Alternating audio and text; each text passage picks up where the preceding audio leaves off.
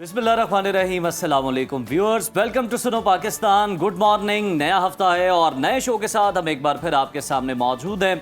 इस उम्मीद का इजहार करते हैं कि आप बिल्कुल ठीक ठाक भी होंगे और आपकी छुट्टियां यानी आपका जो वीकेंड है जनाब वो भी बहुत अच्छे से गुजरा होगा। आपने अपने दोस्तों से रिश्तेदारों से मेल मुलाकातें की होंगी, खूब इंजॉय किया होगा। मैं हूं ज़हर मलिक और हमेशा की तरह प्रोग्राम में मेरा साथ दे रही हैं जो यूं हाथ फैलाए हुए हैं मैं हूँ वाहम जाहिद है ना। वेरी हैप्पी गुड मॉर्निंग जी। दुआ है आप हमेशा खुश रहें, हंसते रहें, मुस्कुराते रहें। और हम जी बहुत ज़बरदस्त सा मॉर्निंग शो आपकी खिदमत में लेकर हाजिर हो चुके हैं। और आप ये कह रहे थे ना कि बहुत आपने इंजॉय किया होगा, तो इंजॉय नहीं किया होगा, अफसोस किया हमने, क्योंकि पाकिस्तान जो है वो एक बार फिर से भारत से क्रिकेट मैच हार चुका है और पाकिस्तान को भारत से बदला लेने का ये मौका मिला था, लेकिन हम नाकामी दिखाई दे। लेकिन मुस्बत रुझान ये है कि इस बार हमारे प्लेयर्स ने लड़ाई की है, लाइक फाइट करके हम लोग हारे हैं। तो ये एक हम बस दिल को तसल्ली दे सकते हैं। बिल्कुल जी। और यही है कि टीम ने, हम देखा कि ना सिर्फ टीम बल्कि हर प्लेयर ने अपना अपना हिस्सा डाला, 100% देने की कोशिश कर रहा था। लेकिन खैर ये तो क्रिकेट की बात है और हार जीत तो खेल का हिस्सा है। दुनिया उम्मीद पर कायम है, हम फाइनल में पहुंचेंगे और भारत को शिकस्त देंगे। गुज़श्ता मैच में रेफरी मुतनाज़ा नजर आए, मगर इस बार थर्ड एम्पायर का फैसला थर्ड क्लास साबित हुआ और गेंद ग्राउंड को टच करने के बावजूद थर्ड एम्पायर की जानिब से आउट दे दिया गया, जिस पर पाकिस्तान और भारत के सीनियर प्लेयर्स की जानिब से मुतनाज़ा करार दिया जा रहा है इस फैसले को। और इस वक्त सोशल मीडिया पर यह टॉप ट्रेंड भी बना हुआ है। इस पर भी आगे चलकर बात होगी। प्रोग्राम में हमेशा की तरह सबसे पहले हम वेदर की बात करेंगे। मुल्क में मॉनसून का सीजन खत्म हो गया है, सूरज ने फिर से आंखें दिखाना शुरू कर दी हैं और आइंदा मौसम कैसा रहेगा इस पर हम आपको तफसीलन आगाह करेंगे। जी बिल्कुल। और प्रोग्राम में हमेशा की तरह सेहत पर भी बात होगी और जो आजकल जी बड़ी बहस बन चुकी है कि डिनर में हम रोटी खाएं या चावल खाएं, तो ये कितना सेहतमंद होता है रोटी खाना या चावल खाना। इस पर जी माहिरीन की राय लेंगे। माहिर ग़िज़ाइया जो हैं वो हमारे साथ होंगी और आपने भी सोशल मीडिया पर हमें बताना है कि आप डिनर में क्या खाते हैं, चावल खाते हैं, रोटी खाते हैं, या आपकी इस बारे में क्या राय है। प्रोग्राम में जी और बात होगी आलमी मंजरनामे के हवाले से भी कि अमरीकी सदर गैर मामूली फैसले कर रहे हैं। उन्होंने अब स्किल्ड वीज़ा वर्कर्स के लिए भी फीस बढ़ाकर $1 लाख कर दिए। इसके पीछे क्या मुहर्रकात हैं, कौन कौन से मुल्क इससे मुतासिर होंगे, इस पर भी हम वीज़ा कंसल्टेंट के साथ खुसूसी गुफ्तगू करेंगे प्रोग्राम। और साथ ही मुल्की और आलमी सियासत पर भी नजर तो डालेंगे ही। पाकिस्तान और सऊदीया के दरमियान तारीखी मुआहदे के बाद सूरत हाल क्या रुख इख्तियार करने जा रही है, इस पर दो टोक तज्जिया होगा। बात होगी गुर्दों के मसाइल के हवाले से, तो गुर्दे की पथरी के केसेस में तशवीशनाक हद तक इजाफा देखने में आ रहा है। गुर्दे में पथरी किन ग़िज़ाओं की वजह से बनती है और इसका इलाज क्या है, इस पर किडनी के स्पेशलिस्ट हमें ज्वाइन करेंगे और हमें मुफीद मालूमात फराहम करेंगे। तो भाई प्रोग्राम में सबसे पहले अब स्पोर्ट्स की बात कर लेते हैं। जो पाकिस्तान हारा है मैच, क्यों हारा है, क्या बात रही, और भारत की परफॉर्मेंस पर भी लोग बहुत जी मुतासिर भी हो रहे हैं। पाकिस्तान से भी बहुत उनको अप्रिशिएट किया जा रहा है। ये हाई वोल्टेज टाकरा था और सुपर 4 मरहला था जिसमें भारत ने एक बार फिर से पाकिस्तान को शिकस्त दी है। दुबई इंटरनेशनल स्टेडियम में खेले जाने वाले मैच में भारत ने टॉस जीतकर पहले फील्डिंग का फैसला किया। फिर पाकिस्तानी बैटर्स जो थे पूरे एतमाद नजर आए और जारहाना बैटिंग करते हुए मुकर्रा 20 ओवर्स में जी 5 विकेटों के नुकसान पर 171 रन बनाए और साहबजादा फरहान ने 3 छक्कों और 5 चौकों की मदद से 58 रन की शानदार इनिंग्स खेली। फील्डिंग के दौरान भारतीय टीम शदीद दबाव का शिकार नजर आई। कई आसान कैचेस ड्रॉप किए। 172 रन के हदफ के जवाब में भारतीय टीम ने टारगेट 4 विकेटों के नुकसान पर 19वें ओवर में पूरा कर लिया और पाकिस्तान को 6 विकेटों से शिकस्त दे दी। मैच के दौरान पाकिस्तानी फास्ट बॉलर हारिस रऊफ ने भारतीय तमाशाइयों को मार्का हक में पाक फजाइया के शाहीनों का कारनामा याद कराया। भारत की बैटिंग के दौरान हारिस रऊफ बाउंड्री पर फील्डिंग कर रहे थे कि मुबैना तौर पर भारतीय तमाशाइयों की जानिब से नारों के जवाब में हारिस ने हाथों की उंगलियों से 4-0 का निशान बनाया और हाथ से जहाज उड़ाने और गिरने का इशारा भी कर 2 डिजिट कम कर दी, 6 से। और इससे पहले अगर हम देखें तो पाकिस्तान विमेन टीम की बैटर सिद्रा अमीन ने जनूबी अफ्रीका के खिलाफ 3 मैचों की सीरीज के 2 मैचेस में मुसलसल 2 सेंचुरियां बनाकर जहां नया कौमी रिकॉर्ड कायम किया है, वहीं उनकी जानिब से 6 का इशारा किया गया, जिस पर भारतीय आग बगूला नजर आए। मैच में थर्ड एम्पायर की जानिब से भारत की सहूलत कारी सामने आई। फखर जमान के आउट होने के मुतनासा फैसले इस वक्त सोशल मीडिया पर टॉप ट्रेंडिंग है और थर्ड एम्पायर का थर्ड क्लास जो फैसला था, इस पर शायकीन खासे बरहम दिखाई दे रहे हैं और सोशल मीडिया पर एम्पायर के मुतनाज़ा फैसले पर खूब तनकीद भी हो रही है। इसी तमाम तर सूरत हाल पर डिस्कशन कर लेते हैं। हमें ज्वाइन किया सीनियर एनालिस्ट सैयद याया हुसैनी साहब ने। याया साहब, गुड मॉर्निंग, वेलकम टू सुनो पाकिस्तान। सर, भारत ने एक बार फिर पाकिस्तान को शिकस्त दे दी है। इस मैच में अगर आप देखें, तज्जिया करें तो शिकस्त की कोई जाहिर है एक वजह तो हो नहीं सकती, वजूहात हैं बहुत सारी। क्या समझते हैं आप, आपके नजदीक क्या है वो वजूहात? सबसे पहले तो उज़ैर आपको और माम को अस्सलाम वालेकुम। और जिस तरह आपने कहा कि कल पाकिस्तान टीम ने बेहतर खेल का मुजाहरा किया, इसमें कोई दो राय है नहीं। और पाकिस्तान टीम कल 7 गेंदों पहले हारी। इससे पहले 14 सितंबर को टीम पाकिस्तान को 25 गेंदों पहले नाकामी का सामना करना पड़ा था, लेकिन मैच जो है वो 10 ओवर के बाद ही अपने इख्तिताम को पहुंच गया था। लेकिन कहानी और बात दरअसल ये है कि पाकिस्तान टीम, वो कहते हैं ना कि खुद गलती करके मैच हारी, वरना पाकिस्तान टीम की कारकर्दगी जो थी वो सबके सामने थी। पाकिस्तान टीम के 10 ओवर में 90 रन थे, लेकिन उसके बाद आपकी बैटिंग स्लो हो गई। और जो पाकिस्तान टीम का इस मैच में, अगर आप मुझसे पूछें टर्निंग पॉइंट क्या था, तो आई थिंक मेरा ख्याल है कि वो जो साइम अयूब, साहबजादा फरहान और फ़खर के बाद आपके अगले 3 बैट्समैन थे, मोहम्मद नवाज, हुसैन तलत और कप्तान सलमान अली आगा। उन्होंने रन बॉल रन्स किए। अगर वो थोड़ा सा तेज़ खेलते तो शायद सूरत हाल डिफरेंट होती। और उसके बाद बॉलिंग में हम बात करें तो जब आपके 3 टॉप बॉलर शाहीन शाह अफरीदी, अबरार अहमद और उसके साथ हारिस रऊफ अपने पहले 6 ओवर्स में लगभग 70 के करीब रन दे दें, तो फिर आपका जीतना जो है वो मुश्किल हो जाता है। लेकिन उसके बावजूद कल एक पाकिस्तान टीम मुख्तलिफ रंग में दिखाई दी। आपको थोड़ा सा इस टीम को वक्त देना पड़ेगा। नई टीम है, इसमें एक्सपीरियंस प्लेयर नहीं है, लेकिन उसके बावजूद टीम जो है और उसने बेहतर खेल का मुजाहरा किया। अब टीम पाकिस्तान के पास डू और डाई सिचुएशन है। अब आपके पास गलती की गुंजाइश नहीं है। कल पाकिस्तान का श्रीलंका से मैच है, उसके बाद बांग्लादेश से हमारा मैच है, और इन दोनों मैचों में ही कामयाबी हमारे लिए इस टूर्नामेंट में रहने का सबब बन सकती है। यकीनन याया साहब, आपने दुरुस्त फरमाया, पाकिस्तान ने बड़ी एफर्ट की और लग भी रहा था कि हर कोई अपना 100% दे रहा है। लेकिन पाकिस्तानी टॉप ऑर्डर ने तो बेहतरीन आगाज कर लिया, मगर मिडल ऑर्डर इसका फायदा नहीं उठा सके। बैटर्स क्यों फायदा उठाने में उस तरह से नाकाम रहे? ठीक है आपने माम, हमारे मिडल ऑर्डर उसका फायदा ना उठा सके। कल जब भारत की टीम के कप्तान सूर्या कुमार यादव आए थे, तो सूर्या कुमार यादव से मैंने पूछा कि इस मैच का टर्निंग पॉइंट क्या था। क्या वो फखर जमान का मुतनाज़ा आउट, या फिर आपकी ओपनिंग जो शानदार अंदाज में अभिषेक शर्मा और शुभमन गिल के साथ रही। उन्होंने कहा कि इस मैच का टर्निंग पॉइंट जो है वो था जब पानी का ब्रेक हुआ और पाकिस्तान ने बहुत अच्छा स्टार्ट किया था, लेकिन उसके बाद खासतौर पर उन्होंने शिवम दुबे की तारीफ की। उन्होंने कहा कि उन्होंने बहुत एक्स्ट्राऑर्डिनरी स्पेल किया और पाकिस्तान के बल्लेबाज जो थे उस मोमेंटम को कैरी ना कर सके। इस वजह से जो है भारत की टीम मैच में वापस आई। लेकिन बहरहाल जब आप इंटरनेशनल क्रिकेट खेल रहे होते हैं, गलती की गुंजाइश जो है वो इतनी ज़्यादा नहीं होती। और हमने एक अच्छा स्टार्ट लेने के बाद खुद अपने हाथ से जो है वो भारत के लिए मैच का स्टेज तैयार किया।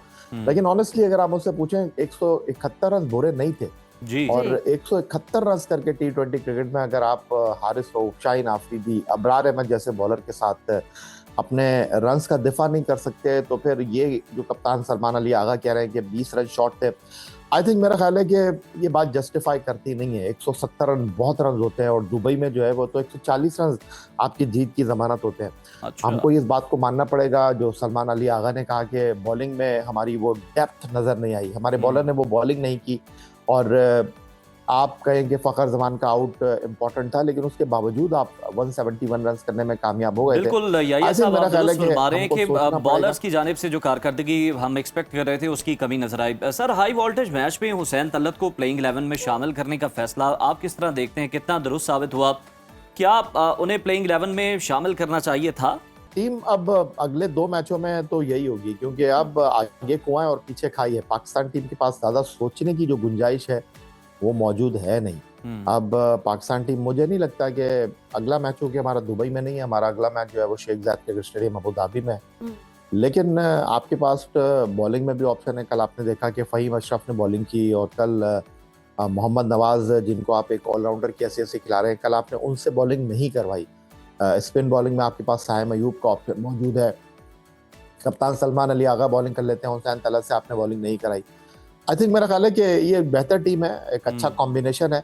लेकिन टीम मैनेजमेंट को थोड़ा सा अपने फैसलों में जो है वो पुख्तगी लानी पड़ेगी, क्योंकि कल पाकिस्तान के बैटिंग ऑर्डर को जो है वो बहुत ज़्यादा डिस्कस किया गया कि जी हारिस को आपने बैटिंग करने भेजा ही नहीं। तो ये वो चीज़ें हैं जो छोटी मोटी चीज़ें हैं जिनको हम ठीक कर सकते हैं, और इसी टीम पर आपको एतमाद करना होगा। यही हमारे शाहीन हैं, यही हमारे फाइटर्स हैं। और कल जब मैं स्टेडियम से बाहर निकला तो बहुत सारे लोग जो थे वो टीम पाकिस्तान की कारकर्दगी से काफ़ी मुतमईन थे। हालांकि इंडियन फैंस जो हैं वो तो ये कह रहे थे कि नहीं जी आपकी टीम जो है वो अब हमारा उसके साथ मुकाबला नहीं है। लेकिन देखें अल्लाह ताला बड़ा बादशाह है। पता नहीं मेरी सिक्स सेंस क्यों कह रही है कि हम 28 तारीख को फिर भारत से मिलेंगे, और 2 नाकामियों का जो अजाला है हम एशिया कप की ट्रॉफी को उठाकर करेंगे।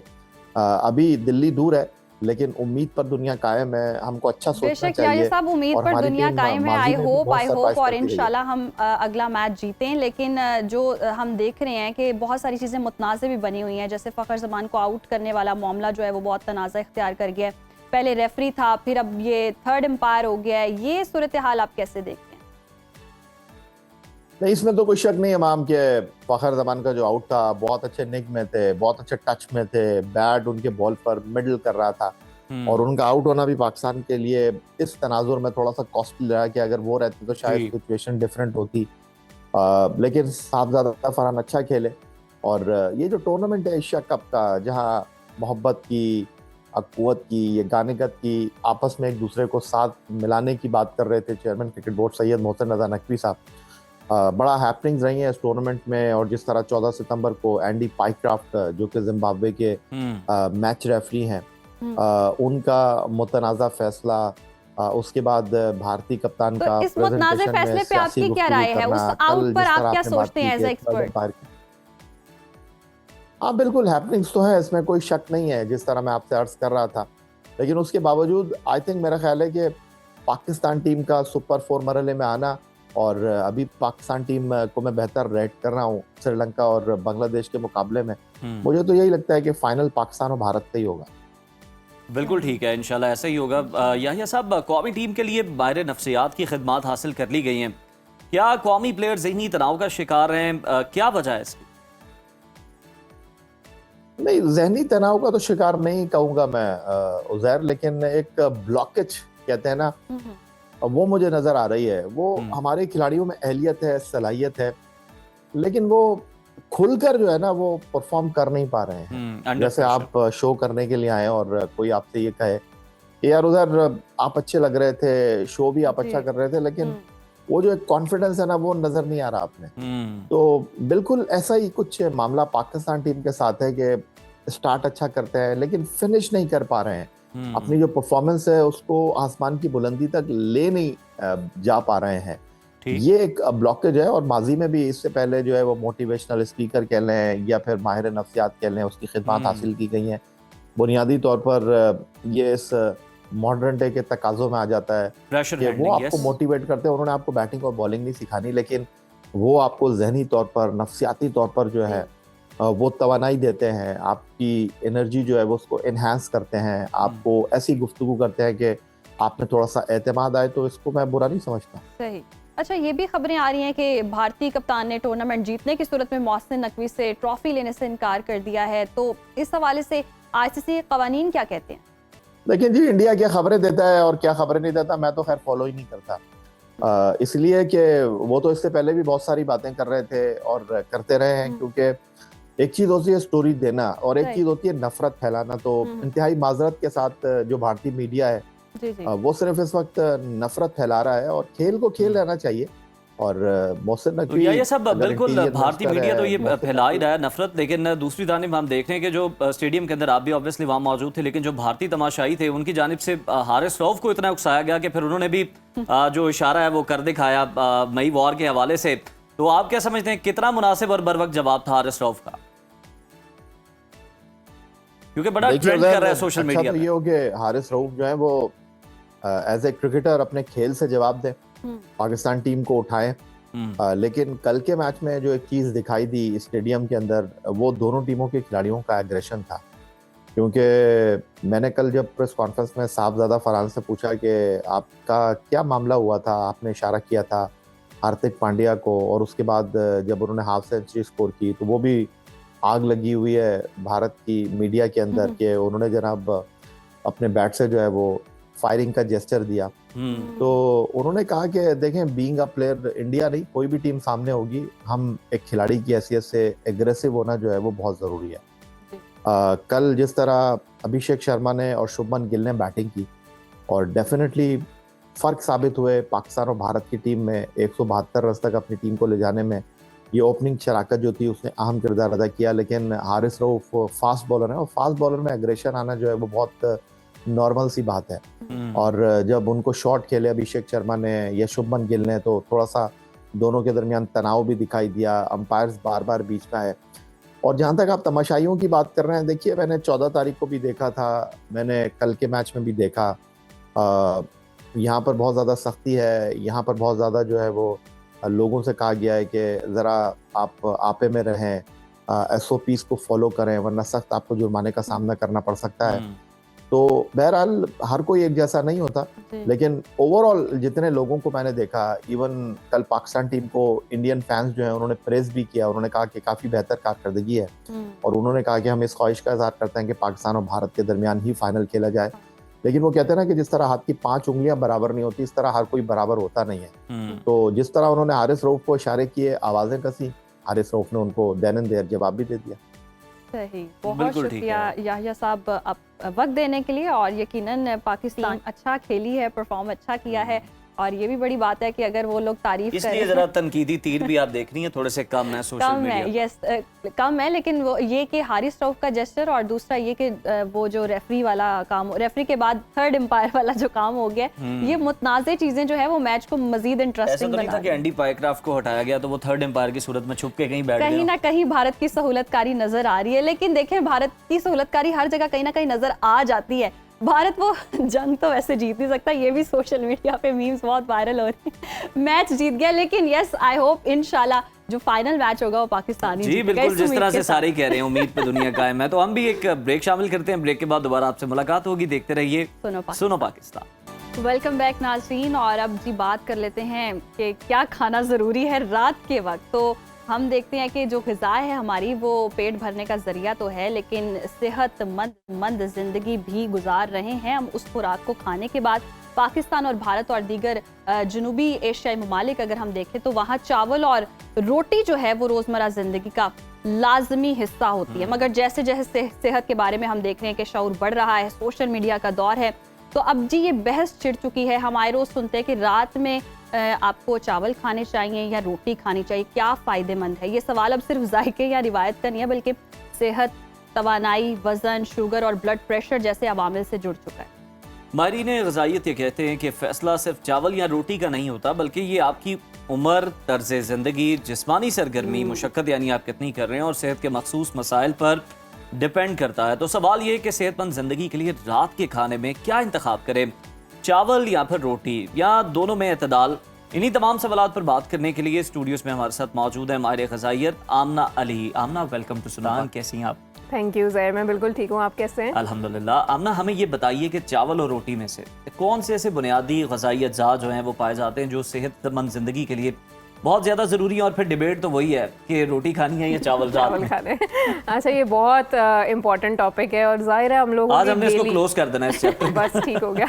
डेली लाइफ की हमारी ये चीज़ है जो हमने खानी होती है, इसके बगैर जाहिर है रहा नहीं जा सकता। बल्कि कुछ लोग जो मुझे कहते हैं वेट लॉस डाइट के लिए उन्होंने रोटी चावल छोड़े हुए, तो मैं बड़ा हैरान होती हूँ कि ये कैसे पॉसिबल है। ये क्या बड़े सगीर वालों का ही मसला है रोटी चावल का, हम नहीं इस पे लगे हुए हैं या फिर बाकी भी इस पे लगे हुए हैं? देखिए, ये जो रोटी चावल है ये कार्बोहाइड्रेट्स की कैटेगरी में आते हैं और हम लोग जो देसी लोग हैं हमें ये 2 टाइप्स ही पता है कार्बोहाइड्रेट्स की, जिसके अंदर रोटी और चावल है। हालांकि ये एक बहुत बड़ी कैटेगरी है, इसके अंदर पास्ता वगैरह जो है वो भी आ जाता है, आपके सीरियल्स आ जाते हैं, दलिया आ जाता है, तो ये बहुत बड़ी कैटेगरी है। इसमें आप बहुत सारी चीजें, इंग्लिश खुराक कहते हैं नॉर्मल, एग्जैक्टली। लेकिन वही जो रीजन टू रीजन डिफर करता है, आपके कल्चरल वैल्यूज क्या है, वो हम बचपन से जो चीज़ खाते आ रहे हैं वही फिर हमारी डेली लाइफ का हिस्सा बन जाती है। तो रोटी और चावल की जहाँ तक बात है, तो वो जो ये सिलेक्शन है कि हमने रोटी खानी है या चावल, ये बहुत सारे चीज़ों पे डिपेंड करता है, बहुत सारे डिफरेंट फैक्टर्स हैं। सबसे पहले तो आ जाता है कि क्वांटिटी, कितनी क्वांटिटी में आप ये खा रहे हैं, पोर्शन साइज आप उसका क्या ले रहे हैं, रोटी है तो वो कितनी ले रहे हैं, चावल है तो वो कितने ले रहे हैं। इसी तरह टाइप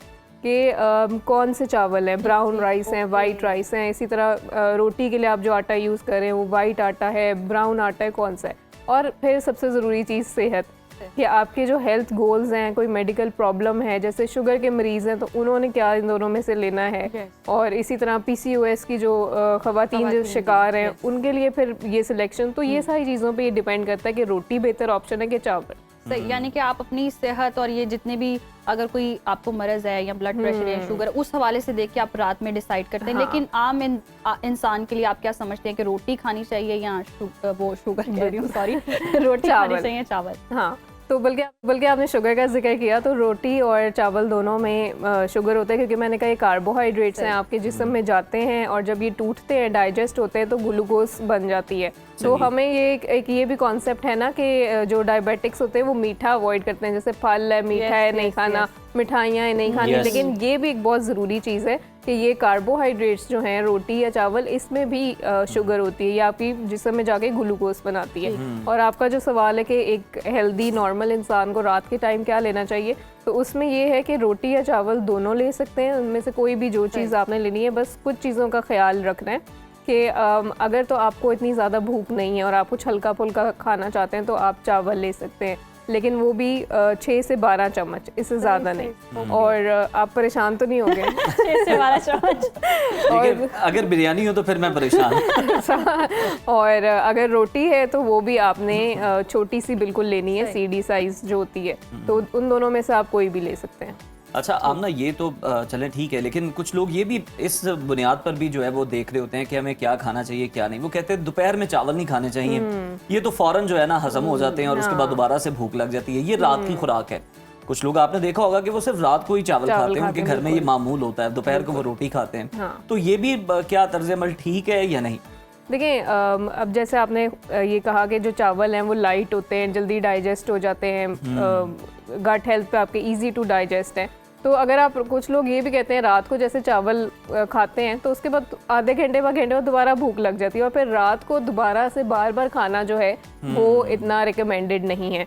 और दूसरा ये कि आपकी जो स्वेलिंग की भी कोई बात होती है कि आप बहुत ज़्यादा स्वेलिंग हो जाती है, आपने राइस खाई है तो सुबह आपको पफिनेस हो गई, आंखों के इर्द-गिर्द, ये भी होता है? हाँ, ये तब होता है जब आप किसी भी चीज़ की ज़्यादती करते हैं। जैसे अगर राइस भी है, मैंने जिस तरह से कहा 10 से 12 चम्मच आप ले सकते हैं। अगर आप इससे ज़्यादा लेंगे, उसकी ज़्यादती करेंगे, तो फिर आपकी ये जो स्वेलिंग है या पानी जमा हो जाता है ना जिस तरह कहते हैं बॉडी में, तो वो एक्सेस ऑफ शुगर, सॉल्ट या ये जो चावल है, इसमें भी कोई डिफरेंस होता है कि जैसे वाइट राइस, बॉइल्ड राइस खाने में और जो नॉर्मल दूसरे राइस होते हैं उसमें कुछ डिफरेंस आ जाता है? डिफरेंस डेफिनेटली, अगर आप उसमें बॉइल्ड राइस बना रहे हैं, आप उसमें स्टार्च निकाल रहे हैं और वो आप खा रहे हैं, तो वो डेफिनेटली, अगर जैसे वेट लॉस आपका गोल है तो उसमें बॉइल्ड राइस ही रिकमेंड किए जाते हैं। स्टार्च निकल जाती है, न्यूट्रिएंट्स होते हैं, तवानाई भी मिलती है, लेकिन अगेन वही बात है पोर्शन कंट्रोल में। और अगर दूसरे जो हमारे तड़के वाले चावल होते हैं जिसमें हम ऑयल भी डाल देते हैं और चीज़ें डाल देते हैं, तो वो नमक बहुत ज़्यादा डाल देते समझते हैं कि सब ज़ूद हज़म हो गया, बिल्कुल। तो वो जो है वो फिर ऑब्वियसली बॉइल्ड राइस बेहतर उसमें ऑप्शन होती है। लेकिन अगेन वही बात है कि ब्राउन राइस है, वाइट राइस है, मेन डिफरेंस वहाँ पे आता है। अगर आपको ज़्यादा फाइबर चाहिए, ज़्यादा न्यूट्रिएंट्स चाहिए। आप ना वैसे ये बताइए कि ये जो आप बता रही हैं कि ब्राउन आटा है या ब्राउन राइस है, इससे कोई फ़र्क पड़ता है? क्योंकि लोग तो ये कहते हैं कि ये जो इसी से मिलती जुलती मिसाल देते हैं ना कि आप डाइट कोक भी पी लें वो भी वही हाल है जो दूसरी का है, आप ब्राउन शुगर भी ले लें उसमें भी वही हाल है जो नॉर्मल शुगर में है। तो कोई फर्क पड़ता है इससे या नहीं? उज़ैर, फर्क चोंचले हैं ये सिर्फ? नहीं, डेफिनेटली बेटर ऑप्शंस हमेशा हमारे पास होती हैं। अब ऑब्वियसली खाना पीना आप छोड़ नहीं सकते, हर चीज़ में कुछ ना कुछ अगर आप करें तो हर चीज़ के फ़ायदे भी हैं, नुकसान भी हैं, डिपेंड करता है आप उसको इस्तेमाल किस तरह से कर रहे हैं। और जो ब्राउन आटा है या ब्राउन चावल है उसमें फ़ाइबर की मिकदार अच्छी खासी होती है एज़ कम्पेयर टू वाइट। तो फाइबर से ये है कि आपका कोलेस्ट्रॉल भी रिमूव होता है, आपका पेट भी ज़्यादा देर तक भरा रहता है अगर आप ब्राउन राइस लेंगे।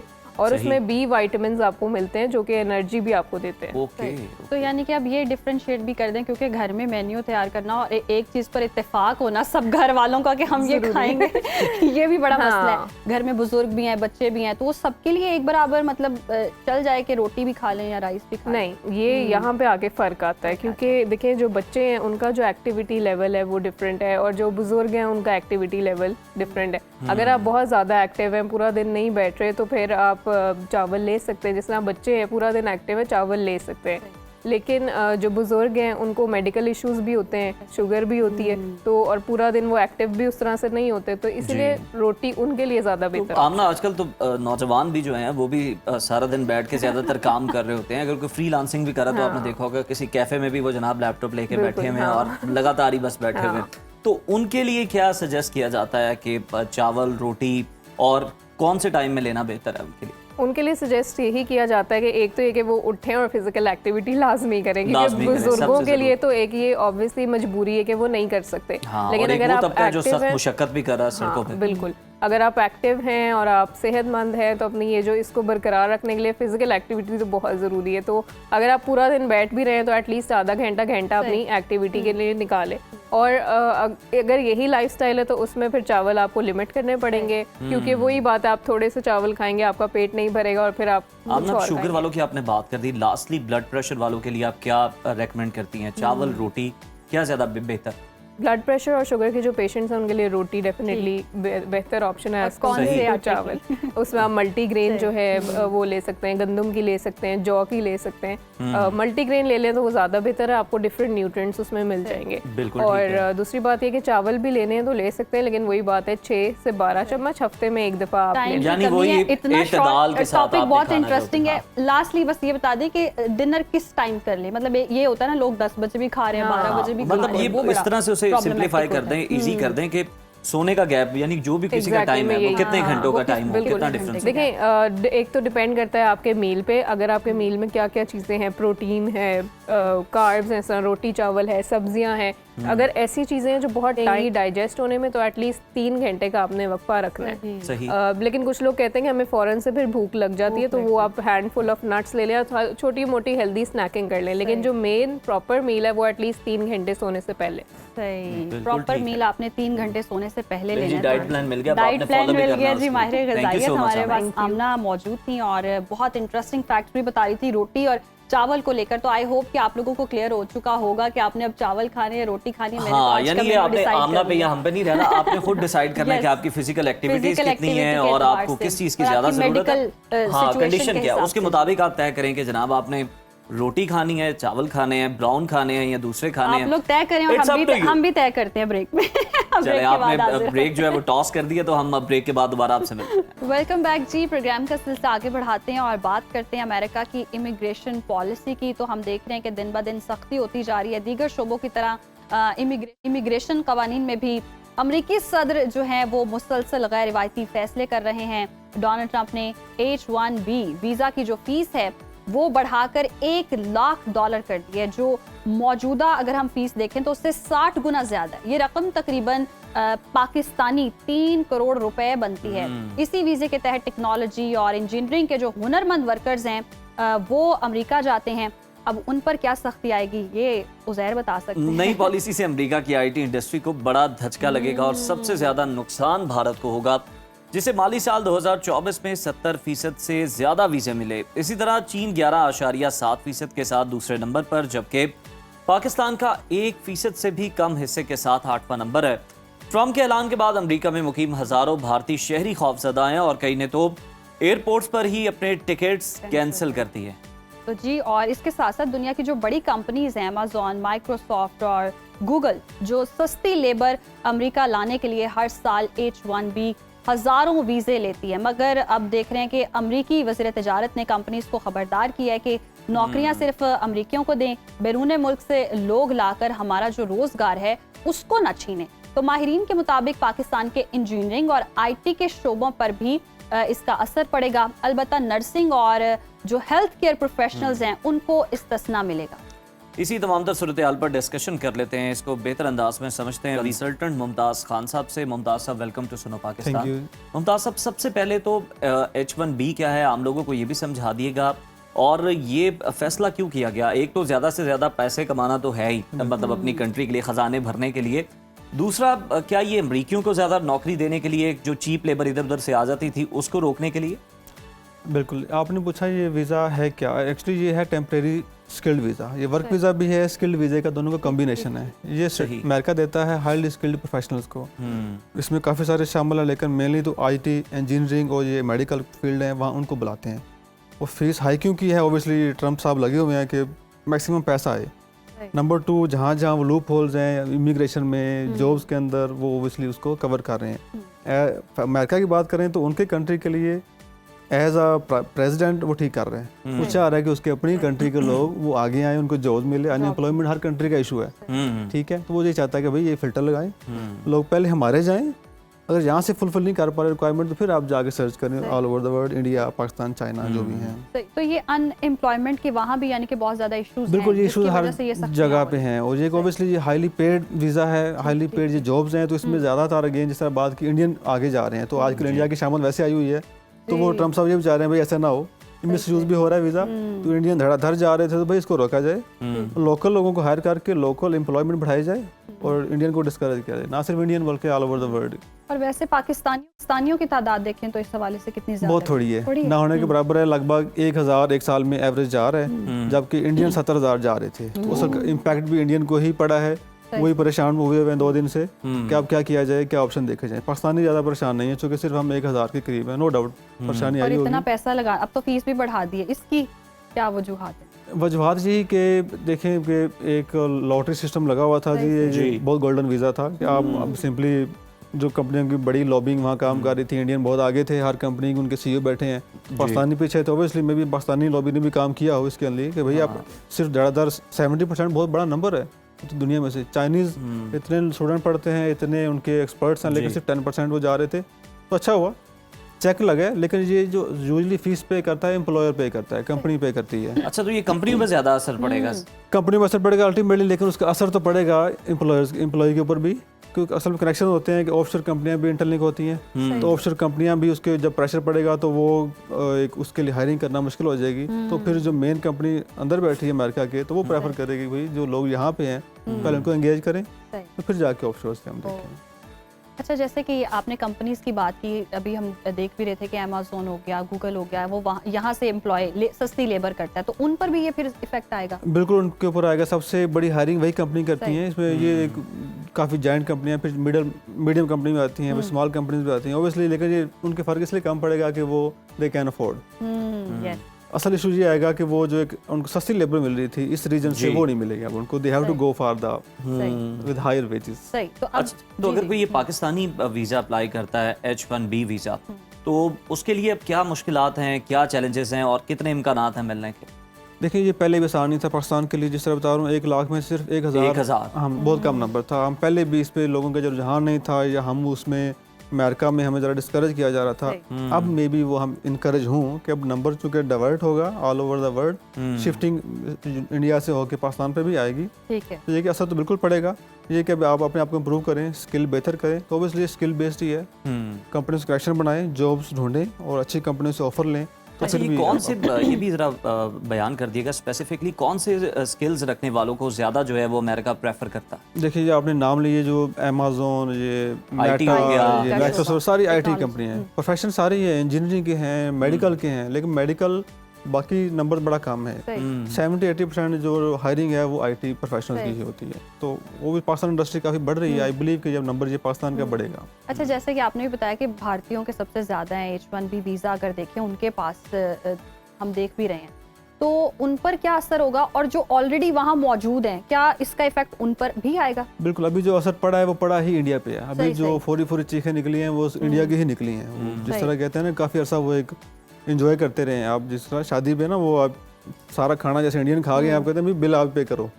अभी अल्टीमेटली अभी भी ऐसा जिस तरह वो प्रोसेस में थी, हायरिंग लोगों को एंगेज किया हुआ था, अभी सिर्फ इंडियन ही जाएंगे कुछ अर्सा। उन पे शामत आई है कि they have to make arrangement to pay almost $1 lakh. अच्छा मुमताज़ साहब, इसके अलावा HP1 वीज़ा के अलावा अगर हम बात कर लें तो बहुत सारे पाकिस्तानी ख्वाहिशमंद तो हैं जाने के। ज़रा ये भी बता दें कि फिर वो किन कैटेगरीज में अप्लाई कर सकते हैं ताकि वो अमेरिका जो है वो जा सकें, और कितना जो है कम से कम उसमें उनका एक्सपेंस आ सकता है।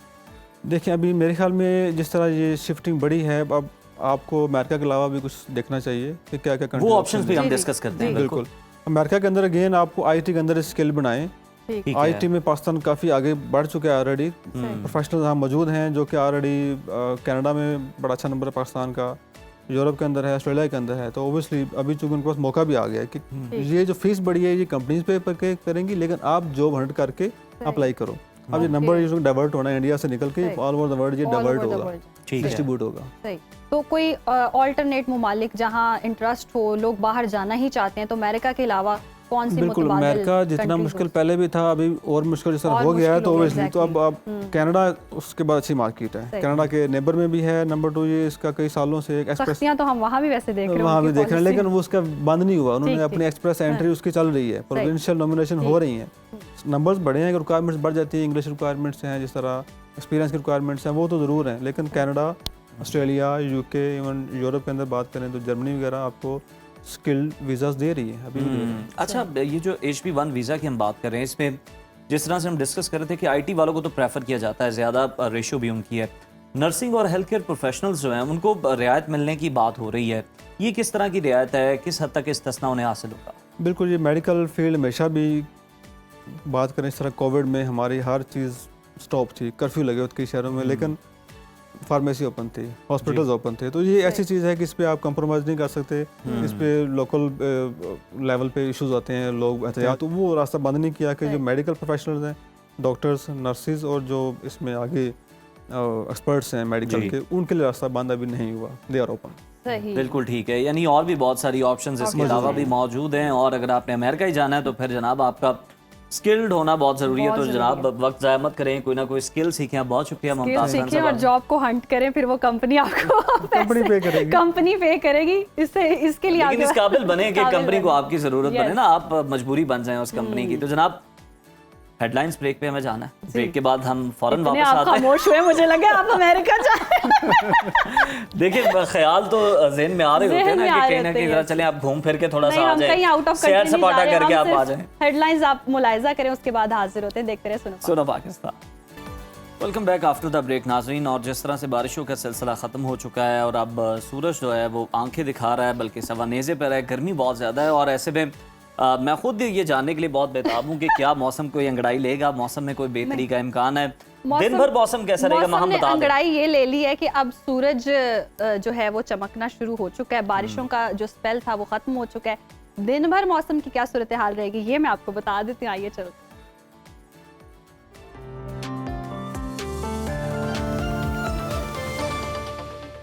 तो नाज़रीन, मुल्क भर में मॉनसून का सीजन मुकम्मल तौर पर खत्म हो गया है। सूरज ने एक बार फिर आंखें दिखाना शुरू कर दी है।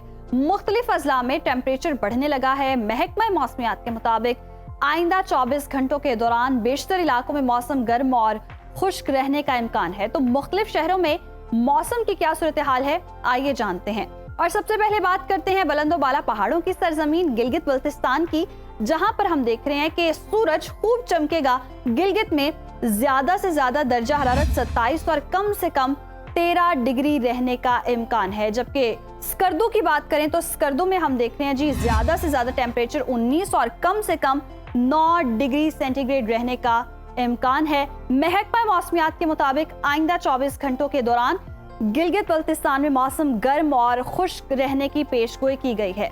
और अब आपको लिए चलते हैं आजाद कश्मीर, जहां वादी भर में सूरज फिर से आंखें दिखाने लगा है।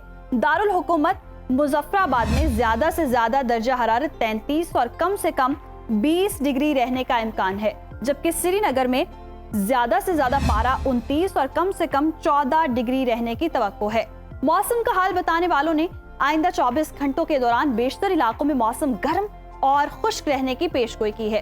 खैबर पख्तूनख्वा लिए चलेंगे और आपके साथ शेयर करेंगे KPK का मौसम।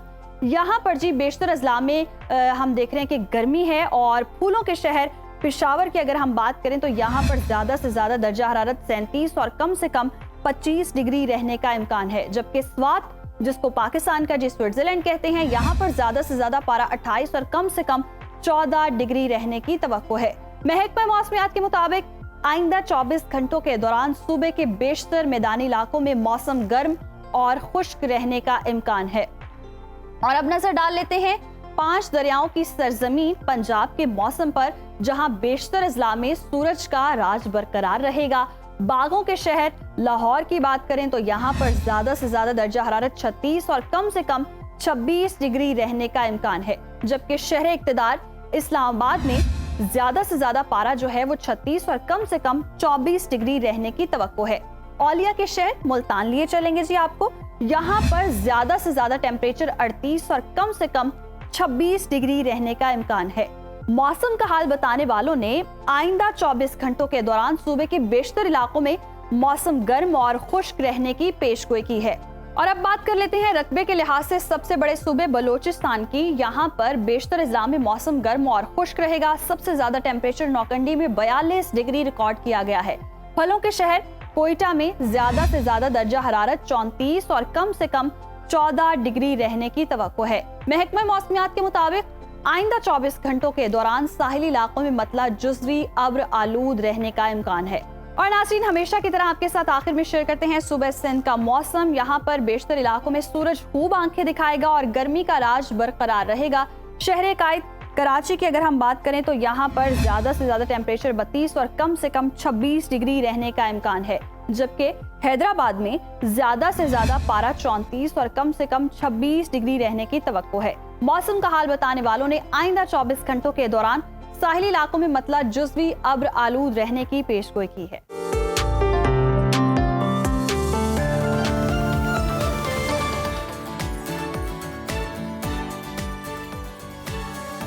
नाज़रीन, पाकिस्तान और सऊदी अरब के दरमियान तारीखी मुआहदा हो गया है, जिसने खित्ते के हालात बदल कर रख दिए हैं। कहा जा रहा है कि मजीद अरब ममालिक भी इसमें शामिल होंगे।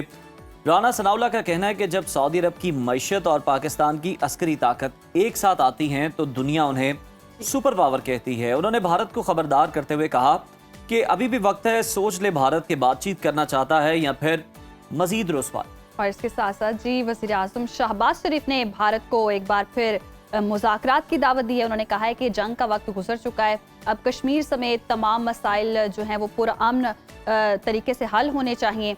भारत को झगड़ालू पड़ोसी नहीं होना चाहिए, बल्कि एक अच्छा हमसाया बनकर सामने आना चाहिए और अच्छे हमसाये की तरह किरदार अदा करना चाहिए।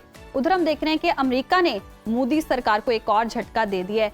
चाबहार बंदरगाह जो है वहाँ पर जो रियायत दी गई थी वो वापस ले ली गई है, जिससे भारत की जी अरबों रुपए की सरमायाकारी दाव पर लग गई। भारत का इत्तेहादी इसराइल भी इस वक्त दुनिया में देखा जाए तो अकेला नजर आ रहा है। गजा पर जारहियत के खिलाफ दुनिया खड़ी हो गई है। बरतानिया, कनाडा और ऑस्ट्रेलिया ने फ़लस्तीन को बाज़ाब्ता तौर पर रियासत तस्लीम कर लिया है, जबकि पुर्तगाल भी तैयार है और ब्राज़ील ने इसराइल के खिलाफ आलमी अदालत का दरवाज़ा खटखटा दिया है। इन्हीं तमाम टॉपिक्स पर डिस्कशन कर लेते हैं। सहाफ़ी और एनालिस्ट नासिर बेग चुगताई साहब ने हमें ज्वाइन किया है। नासिर साहब, बहुत शुक्रिया आपके वक्त का। सर, बरतानिया, कनाडा और ऑस्ट्रेलिया समेत कई ममालिक ने फ़लस्तीन को रियासत तस्लीम कर लिया और कुछ आने वाले दिनों में कर लेंगे। कितना इम्पोर्टेंट है ये और इसराइल पर इससे कितना दबाव बढ़ सकता है? बहुत शुक्रिया आपका। और मेरा ख्याल ये है कि ये तस्लीम करना एक सिफारती कामयाबी है, सिफारती फतह है, लेकिन इससे बकौल ट्रम्प साहब ने भी इसको कहा है कि हमें ही है, बस ये तो ख़ास बात नहीं है हमारे लिए। और ट्रम्प की मौजूदगी में ब्रिटिश प्राइम मिनिस्टर ने प्रेस कॉन्फ्रेंस करते हुए ये कहा था कि हम तस्लीम कर रहे हैं कल फ़लस्तीन को, तो वो कुछ खफा ही हुए थे। लेकिन असल में सबकी कंडीशन एक और है, और वो कंडीशन है हमास को माइनस करना। हमास को माइनस करके सब तस्लीम कर रहे हैं फ़लस्तीन को, स्टेट ऑफ फ़लस्तीन को, और ये एक अच्छी बात है, हौसला बढ़ता है। लेकिन प्रैक्टिकली अगर आप देखें इसको तो इसका कोई फ़ायदा इसलिए नहीं है कि सिक्योरिटी काउंसिल में उनकी नहीं सुनी जाएगी, जनरल असम्बली में उनको बुलाया नहीं गया, उनको वीज़ा नहीं मिला। और एक जुमला आपने कहा कि इसराइल ये को तनहा हो गया है, मैं नहीं समझता ये बात कि इसराइल ये को तनहा हो गया है। इसराइल बहुत ताकतवर है। इसराइल इतना ताकतवर है कि दुनिया के तमाम ममालिक मिलकर भी 2-2, 5-5 लाख के मुजाहरे हुए यूरोप में, हमारे तो खैर नहीं होते, यूरोप में हुए हैं 2 लाख से 5 लाख के, ऑस्ट्रेलिया से लेकर बेल्जियम तक जी कोई असर नहीं है, कोई मसला नहीं है। तमाम मुल्क मजम्मत कर रहे हैं, सख्त मजम्मत कर रहे हैं, बहुत बुरी तरह, लेकिन कोई असर नहीं है। जी। और वो 4,50,000 फलस्तीनी गजा से निकाल चुका है।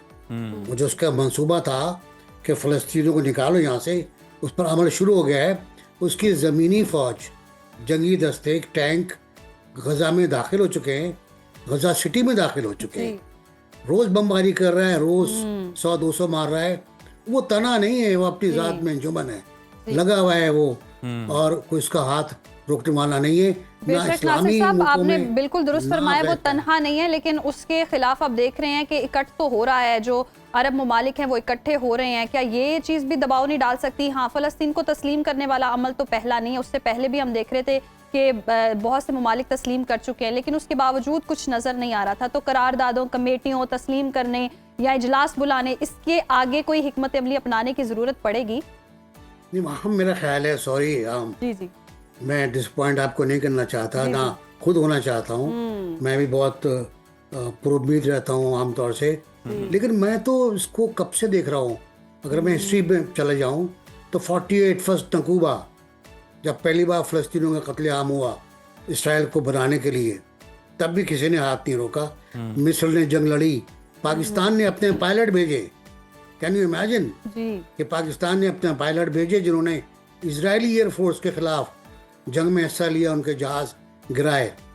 एक बड़ा कारनामा था। लेकिन उसके बाद क्या हुआ? उसके बाद मिस्र ने समझौता कर लिया, मिस्र ने तस्लीम कर लिया इजराइल को, और इस्लामी दुनिया ताली बजाती रह गई।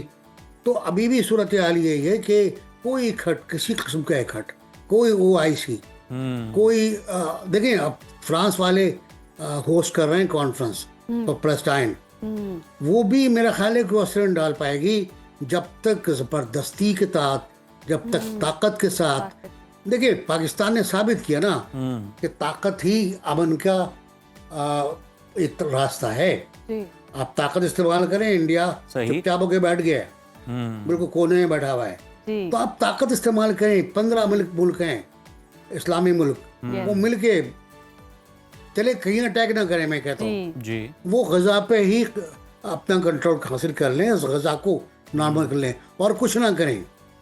बिल्कुल, और कुछ बातों टू दावों स्टेट से पे आगे चले बढ़ें तो फिर दुनिया भी यकीन करे, इत्तेफाक जो है आप उसका मुजाहरा भी करें सब मिलकर। सर, पाकिस्तान और सऊदी अरब के दरमियान जो तारीख़ी दिफाई मुआहदा है, इसको दोबारा से एक बार डिस्कस करना चाहेंगे। इस पर खित्ते में ताकत का तवाज़ुन कितना तब्दील होगा, क्या सूरत हाल अब आप आगे बनते हुए देख रहे हैं इसके बाद? अब मैं आपको फिर रेफर करूंगा, उसमें मैं हिस्ट्री का तालिब इल्म भी हूँ। जी 1974 में लाहौर शहर में, हमारे प्यारे लाहौर में, एक बहुत आला कॉन्फ्रेंस हुई थी, इस्लामी सबरा कॉन्फ्रेंस। जी ये दूसरी सबरा कॉन्फ्रेंस थी कासाब्लांका के बाद। वहाँ पर बहुत बड़े फैसले हुए थे। तेल बंद करने का फैसला पहले हो चुका था, लेकिन उस पर अमल दरामद की बात हुई थी। वहाँ फैसले हुए थे इसराइल का पर प्रेशर डालने का। वहाँ फैसला हुआ था बज़ोर क़ुव्वत अल-अक़सा वापस लेने का। हम तो अक़सा को भूल गए ना, पता नहीं कहाँ पड़ गए हम। वहाँ ये सब फैसले हुए थे, उन पर अमल भी शुरू होने वाला था कि शाही मस्जिद में नमाज जुमा के वक्त पहली सफ़ पे बैठे हुए 5 अफराद शहीद किए गए ताबड़तोड़। भुट्टो को फांसी हुई, शाह फैसल को उनके घर में कत्ल किया गया, बोमीदीन को मारा गया, सादात को मारा गया, क़ज़्ज़ाफ़ी को घसीटा गया सड़कों पर। गिन लीजिए ऑन पॉइंट्स। लेकिन ये बहुत बड़ा प्रोजेक्ट है जो आप तो बता रहे हैं, और इसकी अभी बहुत छोटी लिमिटेशन हमारे सामने आई है। 74 की जो लाउड थिंकिंग थी भुट्टो साहब की और शाह फैसल की और दीगर की, वो ये थी कि एक जॉइंट फोर्स हो इस्लामी मुल्कों की, जिसके तहत ये सब कुछ हो। भुट्टो साहब, एटम बम का तो आइडिया पहले ही आ चुका था, उस पर हमारे यहाँ काम भी हो रहा था। तो और ये भी था कि ये प्रोजेक्ट भी सामने आ जाए। जी लेकिन 1960 से इसकी हिस्ट्री शुरू होती है, 1960, 1980 और उससे बीच पे 1974, और उसके बाद आज हम पहली बार देख रहे हैं वो ख्वाब किसी हद तक पूरा होता हुआ जो हमने हमारे बड़ों ने देखा था। बिल्कुल, किसी हद तक पूरा होता नजर आ रहा है, अभी हुआ नहीं। अच्छा नासिर साहब, जरा इस पर भी लास्टली सर वक्त का मैं आपसे कमेंट चाहेंगे। सर ये जो अमेरिका बगराम एयर बेस को वापस लेने की बातें कर रहा है चीन पर नजर रखने के लिए, और साथ ही साथ जो चाबहार बंदरगाह है उसका कंट्रोल जो ले लिया गया है वापस भारत से लेने जा रहा है अमेरिका, इसके क्या असरात पड़ेंगे, भारत कितना मुतासर होगा, ओवरऑल खित्ते के लिए ये फैसले किस तरह से आप देखते हैं? देखिए, बगराम का तो मुज़ाकरात चल रहे हैं, मुझे पता है। जी तालिबान से बातचीत चल रही है, ये भी मुझे पता है। मुझे पता है तालिबान का एक हिस्सा तैयार है उनका बगराम लेने पर, लेकिन क्या ले पाएंगे मुज़ाकरात से? शायद मुमकिन नहीं है, लेकिन वो लेंगे। उनका कहना है वो लेंगे। किस रास्ते से लेंगे? वो पाकिस्तान से ओवरफ्लाई करेंगे, पाकिस्तान से लैंड रूट लेंगे, या कतर से आएंगे अपने, और उबैद उनका वहाँ मरकज़ है साथ छठे बहरी बेड़े का, जी वहाँ से आएंगे, या उज़्बेकिस्तान सेंट्रल एशिया के रास्ते से आएंगे। ये उनको तय करना है। क्या वो ताकत इस्तेमाल करेंगे? अभी तक उन्होंने नहीं कहा, धमकी ज़रूर दी है। जहाँ तक ताल्लुक चाबहार का है, चाबहार एक शरपसंदों का, दहशतगर्दों का, भारतीय एजेंटों का एक ऐसा मरकज़ था जिसने पाकिस्तान में दहशतगर्दी का बाजार गर्म कर रखा था। कुलभूषण यादव आपको याद होंगे, जी मौसूफ अभी तक जेल में है। उन पर मुकदमा नहीं चल पाया है, सजा पर अमल नहीं हो पाया है। उन पर सजा पर अमल करें, ख़त्म करें केस को यार। कहाँ के आलमी अदालत, कहाँ से बात होती है? तो वो बहुत इम्पोर्टेंट इसलिए है कि वहाँ भारतीय इन्वेस्टमेंट फ्रीज हो जाएगी। अगर भारत ने इन्वेस्टमेंट फ्रीज नहीं की तो भारत के खिलाफ और सैंक्शंस आएंगे, रास्ते बंद होंगे उनके, बड़ी रास्ते बंद होंगे उनके, एक मसला हो जाएगा। और ये भी उन्होंने रूस और भारत को नुकसान पहुंचाने के लिए किया है। एक और जो वीज़ा का मसला है, अमेरिकी वीज़ा, वो भी पूरा भारत को ही स्ट्रक कर रहा है। 75% वीज़ा, मुस्तकिल क़याम का काम करने का वीज़ा, वर्किंग वीज़ा, वो इंडियंस को मिलता था। अब इंडियंस उससे महरूम इस तरह होंगे कि बहुत महंगा मिला करेगा। स्पॉन्सरशिप बहुत मुश्किल से मिलेगी। तो दोनों तरह इंडिया का नुकसान होता है। और इंडियंस अमेरिका में ज़्यादा इस हवाले से आईटी सेक्टर में हम देख रहे हैं, तो उनको जी बहुत ख़तरात भी होंगे और ख़दशा ये बताया जाए बहुत ज़्यादा स्टार्ट इस हवाले से आएंगे। नासिर साहब हमारे साथ मौजूद थे, बहुत शुक्रिया आपके वक्त का। और अब हम देख रहे हैं कि दूसरी तरफ वज़ीर आज़म शहबाज शरीफ ने एक बार फिर से जी मुज़ाकरात की बात कर दी और भारत को कहा जी अच्छा बच्चा बनकर रहे, अच्छा हमसाया बनकर रहे, क्योंकि हम देख रहे हैं कि दहशतगर्दी के सारे जो ताने बाने या जो गठजोड़ है वो भारत से कहीं ना कहीं मिलता है। आप कनाडा देख लें, दीगर ममालिक देख लें, या कश्मीर देख लें, या फिर पाकिस्तान देख लें, यहाँ पर भी हम देख रहे हैं कि भारतीय एजेंट ही होते हैं जिस तरह से दहशतगर्दी कर रहे हैं। तो अगर अमन चाहते हैं तो भारत को भी चाहिए कि मुज़ाकरात की मेज़ पर आए। बिल्कुल, मुज़ाकरात ही वाहिद हल है। और चाबहार से तो जो भारत का दहशतगर्दी का रास्ता है पाकिस्तान के अंदर, वो तो बंद होने के इम्कान नजर आ रहे हैं। लेकिन मजीद खत्ते में क्या डेवलपमेंट होने जा रही है आने वाले दिनों में? आने वाले दिन बड़े इंपॉर्टेंट हैं, इससे आपको आगाह रखेंगे। अभी वक्त हुआ एक ब्रेक का, कहीं मत जाइए, देखते रहिए सुनो पाकिस्तान। वेलकम बैक नाज़रीन। और वो वक्त आ गया जिसका सबको इंतज़ार था। मुझ समेत तमाम नाज़रीन देखना चाहते हैं कि जी उनके सितारे क्या कहते हैं, और आज मून एनर्जी के बारे में भी जानेंगे। तो मारूफ टैरो कार्ड रीडर हमारे साथ मौजूद हैं प्रोग्राम में, दाऊद अहमद। दाऊद साहब बहुत शुक्रिया आपके वक्त का। जी बता दें अब एरीज से स्टार्ट कर लेते हैं, सितारे क्या कहते हैं? सबसे पहले आपका शुक्रिया। आज हम मून एनर्जी से मैसेज भी लेंगे। सबसे पहले बात करते हैं एरीज की, लेकिन इससे पहले बताता जाऊं कि बहुत से स्टार्स की एनर्जी इस वीक में बूस्ट करेगी, क्योंकि अभी रात को ही सूरज ग्रहण लगा है। आपको पता है कि सूरज ग्रहण की एनर्जी कई स्टार्स के लिए नेगेटिव इम्पैक्ट भी देती है और कई को बूस्ट भी देती है। आज हम देखेंगे कि आपकी ज़िंदगी में क्या तब्दीली होगी इस वीक में, और इसका याद रखिए इम्पैक्ट 45 डेज़ तक होता है। इसलिए एंड में आप तमाम स्टार्स वालों को एक ज़बरदस्त किस्म की रेमेडीज़ बताऊंगा जिसके करने से आप अपने मामलात को बूस्ट दे सकते हैं। सबसे पहले एरीज बुर्ज हमल। एरीज वालों को आगाज़ थोड़ा सा नेगेटिविटी और मायूसी से हो रहा है। ओवर थिंकिंग से बचें, सोचों से बचें, बट 2-3 ऑप्शंस पे काम करेंगे, अच्छी एनर्जी रहेगी और चेंज है आप लोगों के लिए इस वीक में। अच्छा, ये जो चेंज है ये पॉजिटिव चेंज है, इससे आप फ़ायदा उठाइएगा। जॉब और बिजनेस की एनर्जी की बात करूं तो अपने मामलात में लड़ाई झगड़ा और बहस नहीं करनी। मोहब्बत की बात करूं तो मोहब्बत में अपॉर्चुनिटी, कामयाबी, जिनके रिश्ते नहीं हुए उनके रिश्तों में अच्छी एनर्जी। और जनाब हेल्थ की बात करूं तो मेडिटेशन करें, सेहत के लिए बेहतर रहेगा। ट्रैवलिंग की बात करूं तो ट्रैवलिंग कर सकते हैं। और जनाब मून एनर्जी का मैसेज है, ये वक्त है शिफा का, चीज़ें बेहतरी की तरफ जा रही हैं। और पढ़ने के लिए या हय्यू या क़य्यूम कसरत के साथ इस वीक में पढ़िएगा। टॉरस बुर्ज सौर वालों की इस वीक की स्टोरी ऑफ द वीक की बात करें तो क्या होने जा रहा है बुर्ज सौर वालों के साथ, तो बहुत अच्छी एनर्जी है। आपके मामलात में बड़ी पावरफुल चेंज आ रही है इस वीक में। और अगर बात करें आप लोगों के तमाम मामलात की, तो तमाम मामलात में आपका विजन बहुत क्लियर है। मामलात में बहुत पॉजिटिव एनर्जी है, ख़ासकर आपकी रिलेशन, फैमिली और आपके जो रिलेशन के मामला तो उसमें बहुत स्ट्रॉन्ग एनर्जी। जॉब और बिजनेस की बात करूं तो बिल्कुल आप अपनी स्ट्रेंथ बढ़ा रहे हैं, अपने कैरियर पे तवज्जो दे रहे हैं। मोहब्बत की बात करूं तो मोहब्बत में बहुत पॉजिटिव एनर्जी आपको फील होगी। राब्ते कम्युनिकेशन बहुत स्ट्रॉन्ग हो जाएगी। और हेल्थ की बात करें तो सेहत का ख्याल करें। पानी के ऊपर सूरह फातिहा 2 मरतबा रोज़ाना पढ़ के पीना चाहिए। ट्रैवल आप अभी ना कीजिएगा। एजुकेशन के मामला बेहतरीन रहेंगे।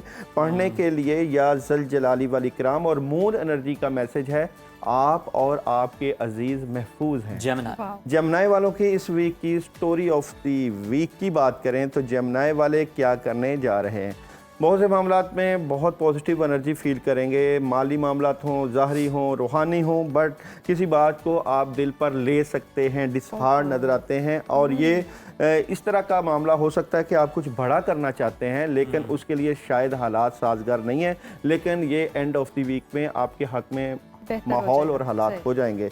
जॉब और बिजनेस बहुत ज़बरदस्त है। आप पैसे हासिल कर सकते हैं इस वीक में। मोहब्बत की बात करें तो मोहब्बत भी बहुत ज़बरदस्त है। हेल्थ की एनर्जी की बात करें तो हेल्थ बेहतरीन है। अलबत्ता नज़रेबाद या नेगेटिव लोगों से दूर रहिएगा। ट्रैवल की बात करें आप लोगों की तो ट्रैवल करते हुए नज़र आ रहे हैं। एजुकेशन के मामलात भी बेहतर हैं। और सूरह फलक का वेद और मैसेज आप लोगों के लिए है कि आपकी मेहनत रंग ला रही है।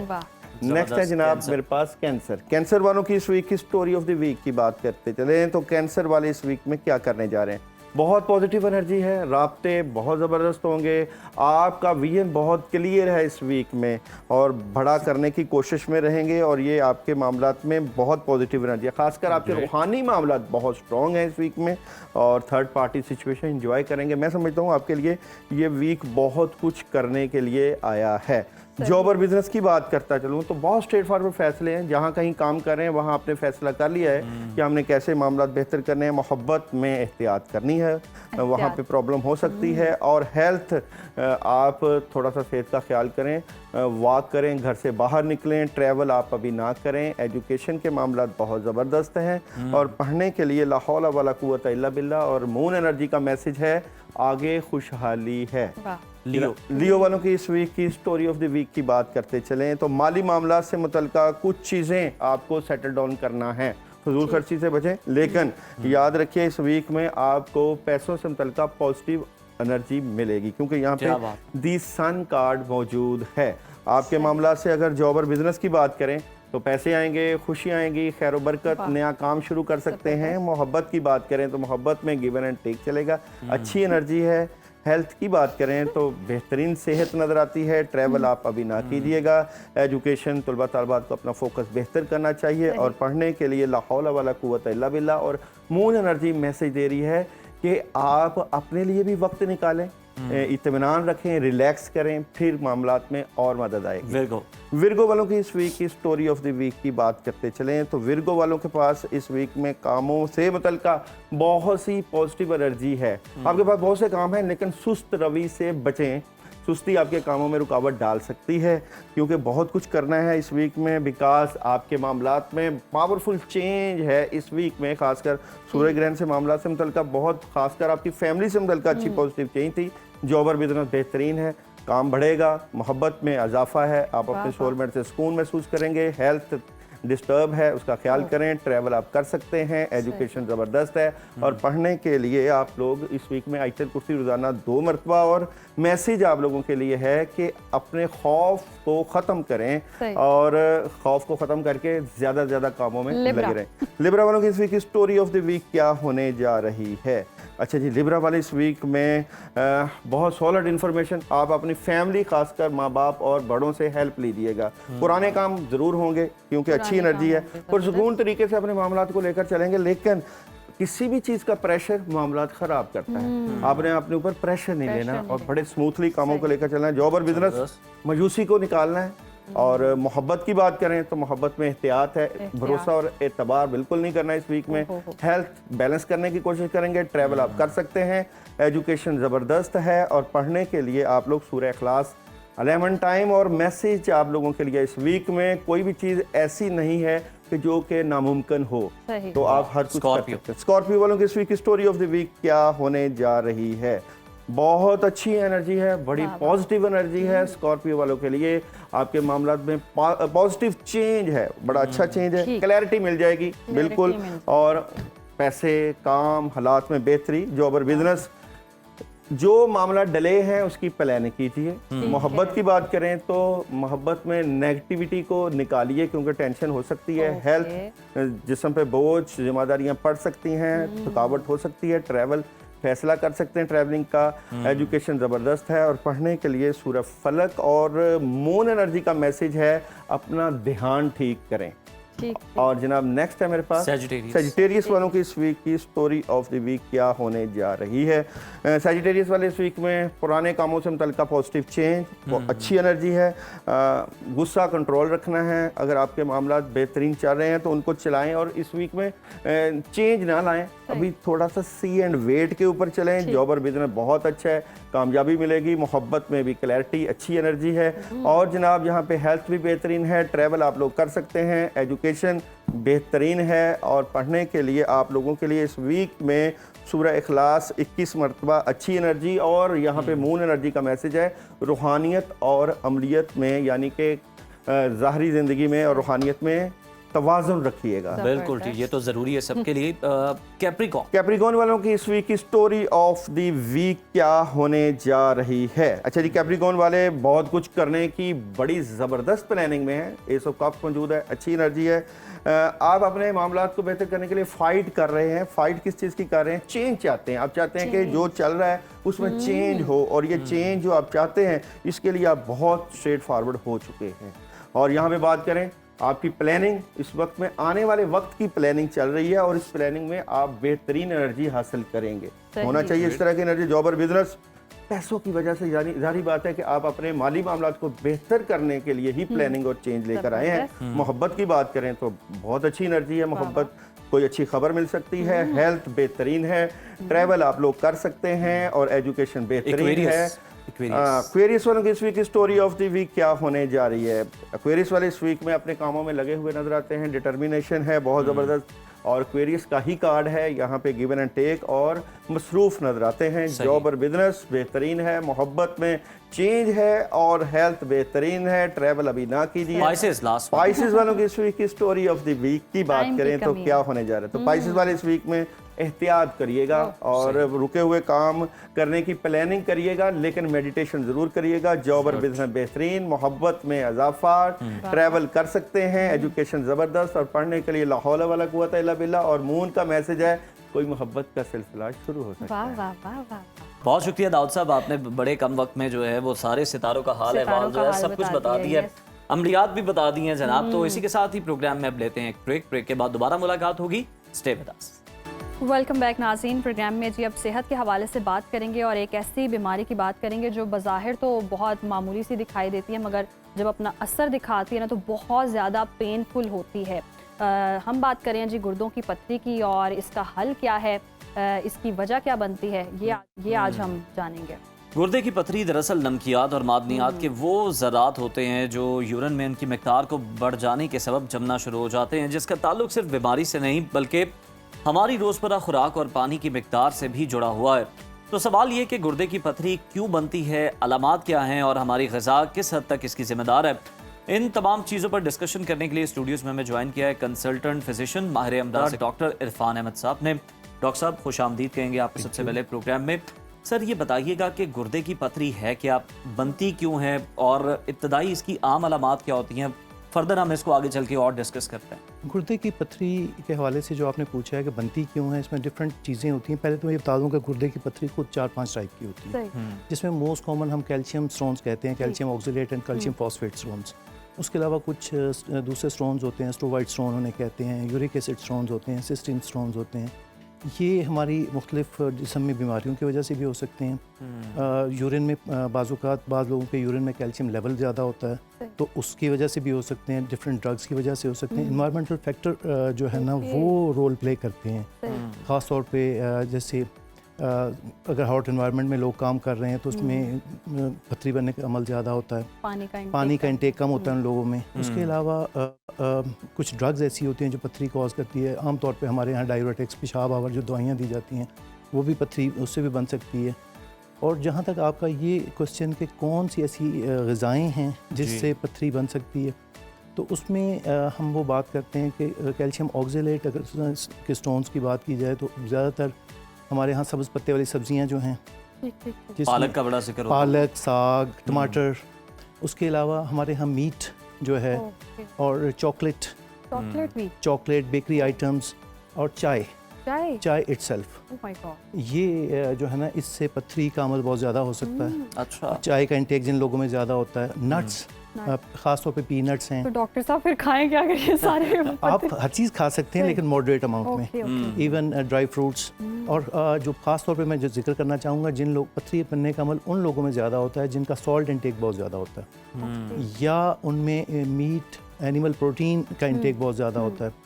उसमें ख़ास तौर पे बीफ है, मटन है, और उसके अलावा एनिमल में ख़ास तौर पे ऑर्गन मीट, जिसमें जैसे हम मगज़ कहते हैं, कलेजी है, इस तरह की चीज़ें जो हैं जिन लोगों का इसका इंटेक बहुत ज़्यादा होता है उनमें पथरी बनने का अमल ज़्यादा हो सकता है। उसके अलावा कुछ लोग ऐसे भी होते हैं जिनमें पेट की बीमारियाँ होती हैं तो उनमें पथरी बनने का अमल ज़्यादा होता है। डॉक्टर साहब, ये हर पथरी दर्द करती है या कुछ साइलेंटली अंदर पथरी होती है और आपको पता ही नहीं होता? बिल्कुल, आप बड़ा अच्छा आपने क्वेश्चन किया। बाज़ औक़ात पथरी बड़ी साइलेंट भी पड़ी होती है, लेकिन एक्चुअली पथरी की जो साइन सिम्टम्स होते हैं वो डिपेंड कर रहा होता है पथरी है कहाँ पे।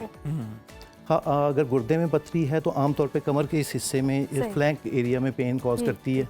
और लेकिन अगर वो आगे मूव करके रीनल पेल्विस में आ जाए, या जो यूरेटर जिसे हम पेशाब की नाली कहते हैं जो कि गुर्दे को कनेक्ट कर रही होती है मसाने के साथ, अगर उसमें आ जाए और ब्लॉकेज कॉज करती है तो उसमें तो बहुत सीवियर पेन होता है और पेशेंट वो पेन फिर पीछे से आगे की तरफ पेट की तरफ मूव करता है, बाज़ औक़ात टांग में मूव कर रहा होता है या पेशाब की नाली की तरफ ही मूव करता है, तो वो बहुत सीवियर पेन होता है। Even patient will be in एग्नी at that time जब पेन हो रहा होता है। अच्छा डॉक्टर साहब, हमने डाइट तो डिस्कस की है, कौन कौन सी चीज़ें कॉज कर रही होती हैं, इनसे तो हमें बचना चाहिए। और सही रहने के लिए, मतलब जो बंदा तंदुरुस्त भी है, जिसे कोई इस तरह की शिकायत नहीं है किडनी स्टोन की, उन्हें किन ग़िज़ाओं का इस्तेमाल करना चाहिए महफूज रहने के लिए? देखिए, सबसे पहली तो मैंने जैसे आपको कहा कि सॉल्ट इंटेक जो है ना वो सबसे ज़्यादा कॉज होता है पथरी बनने का। तो सॉल्ट इंटेक, लोग बार बार कह रहे होते हैं कि खाने में नमक कम, नमक ज़्यादा चाहिए, नमक कम होना चाहिए। हाँ, और यूजुअली 5 ग्राम्स अ डे या इससे कम होना चाहिए। उसके अलावा एनिमल प्रोटीन, जैसे मैंने कहा, एनिमल प्रोटीन रिस्ट्रिक्ट करनी है। और उसके अलावा वाटर इंटेक आपका बहुत अच्छा होना चाहिए, कम से कम 2 से 3 लीटर जो है ना यूरिन प्रोड्यूस होना चाहिए, इतना पानी आप पिएं। और ख़ास तौर पर रात को यूरिन ज़्यादा प्रोड्यूस होना चाहिए ताकि फ्लशिंग कहते हैं रात में ज़्यादा पानी ना पिएं। एक्चुअली इट ऑल डिपेंड्स कि जिन लोगों में पथरी पहले से होती है या फैमिली हिस्ट्री होती है, अगर कहीं पथरी ऑलरेडी बनी हुई और ब्लॉकेज कॉज नहीं कर रही तो फिर तो हम उन्हें एडवाइस करते हैं कि आप पानी ज़्यादा पिएं, 3 लीटर तक पानी पिएं ताकि यूरिन ज़्यादा प्रोड्यूस हो। और उसके बाद मैंने कुछ ऐसी, जैसे आपको बताया, जो डाइट्स हैं उनसे अवॉइड करें। कुछ डाइट्स ऐसी हैं जो आम तौर पे हम गुर्दे के पेशेंट्स को कह रहे होते हैं कि आपने नहीं लेनी, पोटाशियम कंटेनिंग डाइट्स, लेकिन पथरी में वो बेनिफिशियल होती हैं। जैसे तरबूज है, सही, हमारा सिट्रस फ्रूट्स हैं, सिट्रस जूस है, लेमन जूस है, और लेकिन ये सारी ऑरेंज, ये सारे सिट्रस जितना भी है इनके जूसेस और तो डॉक्टर साहब, ये भी एक मिथ है क्या कि चावल खाने से, बाज़ औरतें कच्चे चावल खाती हैं, कुछ लोग मैंने ऐसे भी देखे हैं जो लाइक ये ईंट होती है, पत्थर भी, इसका कोई होता है? ये मिथ है कि आप पत्थर खा रहे हैं तो फिर अंदर पत्थर ही बन रहा है? पत्थर तो जो आप खाएंगे वो तो आप जीआई ट्रैक से निकल जाएगा, वो एब्जॉर्ब भी नहीं होगा। लेकिन जो चावल खाने की मिथ है ये बहुत ज़्यादा है हमारे यहाँ। लेकिन चावल इटसेल्फ पथरी कॉज नहीं करते, लेकिन अगर आप में चावल, वो लोग हैं जो डायबिटिक हैं, ओबेसिटी के शिकार हैं, वो चावल खा रहे हैं तो उनमें हो सकता है पथरी कॉज करे, otherwise it's a myth. Doctor साहब, अब हम इलाज की ज़रा बात कर लेते हैं। तो क्या मेडिसिन से ये जो किडनी स्टोन हैं इनको निकाला जा सकता है, या फिर इसके लिए कोई सर्जरी ही जो है वो रेकमेंडेड होती है? उसमें तो अगेन पथरी की लोकेशन क्या है, ठीक है, कहाँ पे है और उसका साइज़ क्या है।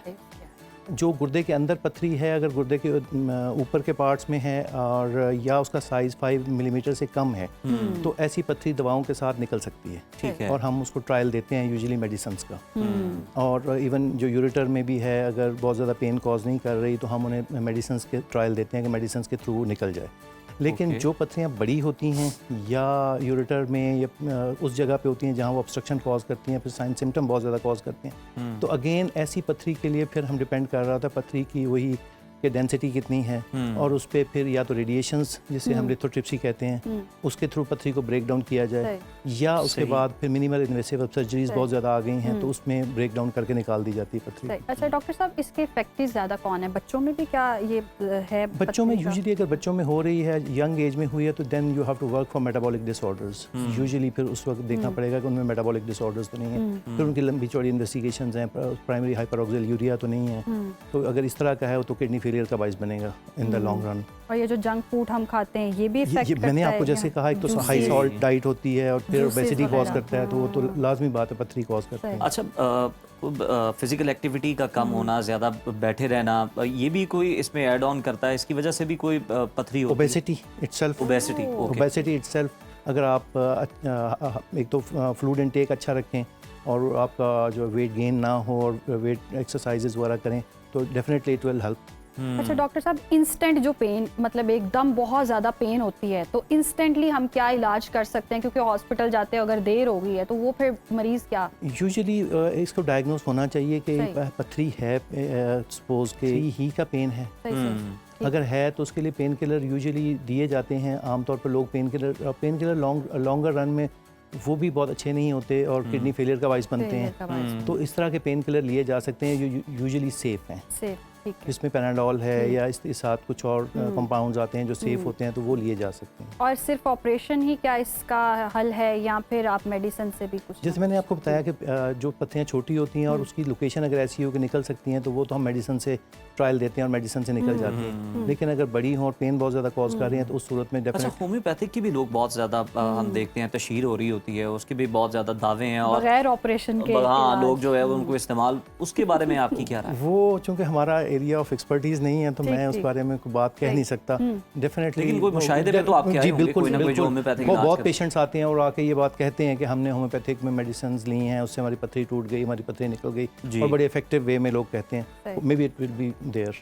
सही। अच्छा, जिनमें क्वांटिटी बढ़ जाती है, जिनमें ऑलरेडी पथरी होती है, उनमें कितने चांसेस होते हैं कि मजीद पथरी बढ़े? जी, अगर जिन लोगों में दो एलिमेंट्स, एक तो ये कि जिन्होंने पहले पथरी बनी है और अगर उनका पथरी का साइज़ 1 मिलीमीटर पर ईयर से ज़्यादा हो रहा है या उनकी फैमिली हिस्ट्री है, तो दोज पेशेंट्स शुड, जेनेटिक्स है, तो those patients should be thoroughly investigated कि कॉज क्या है पथरी बनने का। स्पेशली अगर पथरी कभी निकलती है तो उसका केमिकल एग्जामिनेशन होना चाहिए।